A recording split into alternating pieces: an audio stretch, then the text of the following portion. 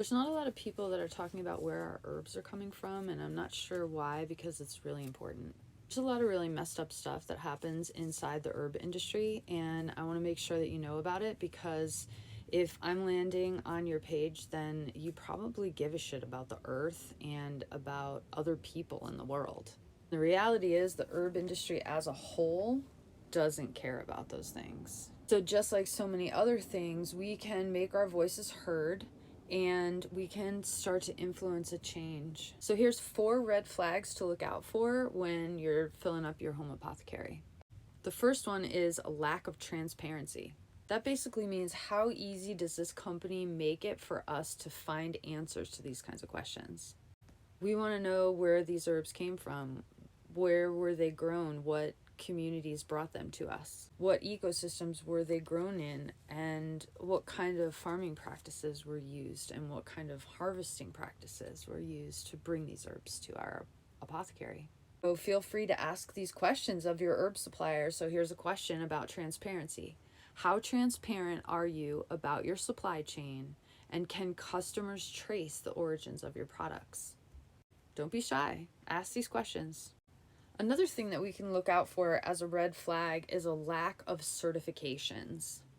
There are some certifications, I'll put a list up here, that help us look out for balanced earth stewardship and farming practices, sustainable farming practices and sustainable harvesting practices, workers' rights, community empowerment and impact, that kind of thing.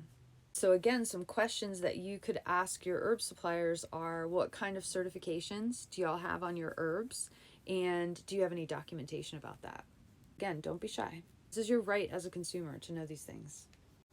Okay, the third red flag is if the prices are really low, if they're significantly lower than other people are charging and other companies are charging. There's a lot of reasons why that might happen, and none of them are good.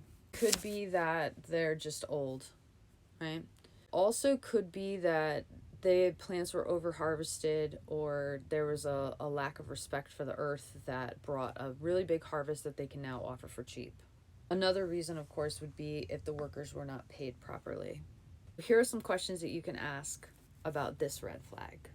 What sustainable farming or wildcrafting practices do you use to ensure minimal environmental impact? How do you ensure fair wages and safe working conditions for the workers in your company and for the workers who are harvesting the herbs?